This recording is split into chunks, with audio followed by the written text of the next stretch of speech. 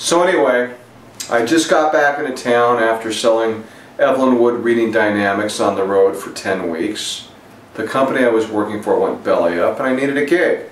So I went in the LA Times and under classified and sales, I saw an ad that said if 35K is too much, don't call us. So I thought, okay, I'll call, let's see what this is all about. So I dressed up nice, I think I wore a tie. I went to this interview.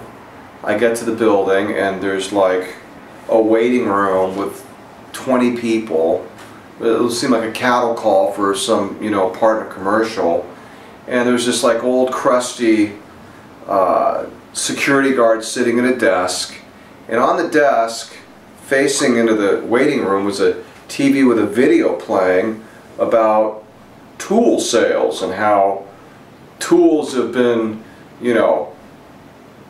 a common commodity since God knows when, and no matter what was going on, a farmer always needed a shovel and a construction man always needed a hammer and so forth. So I'm watching this video and I get called in, and the guy that interviewed me, his name was Phil Mandel, and he wanted to know what my sales background was and this, that, and the other.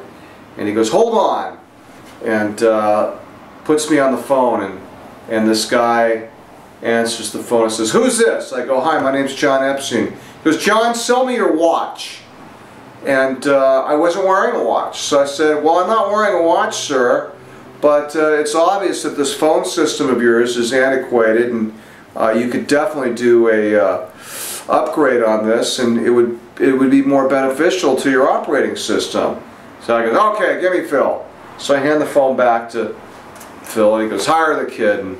And that was it. I got my I was hired to work at Harbor Freight Tools on Case Avenue in North Hollywood, and I was to show up the next day.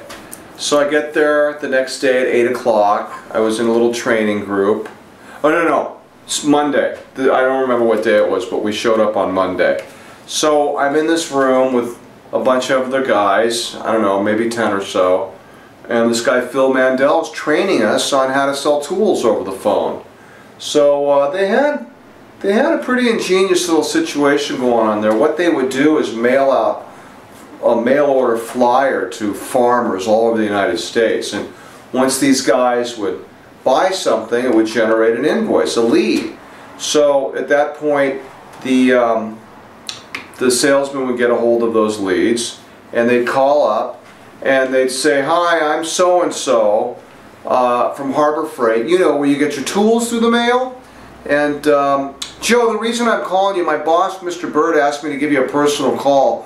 We're closing down a warehouse, and one thing he wanted me to make sure to mention to you is he's got this heavy-duty industrial floor model drill press. So-and-so, if you could steal it, would you use it?" And of course, if there was any interest, the party on the other end of the line would say, "Well, what's a steal?" And then you'd go in with this whole frickin' pitch about rack and pinion, column, and adjustable table, and automatic oiler, and 16 speeds, and number 2 Morse taper. Quite honestly, I wish I had the pitch. It was brilliant.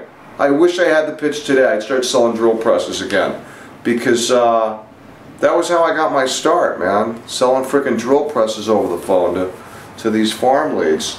So it was a pretty good deal, and that was in 1983, and here we are, 2011, and I sold a drill press today. Go figure, right? A 16-speed floor model with a rack and pinion column and a tilting table and an oiler. This one even had a laser pointer. Alright, so tune in next time for the next little ditty.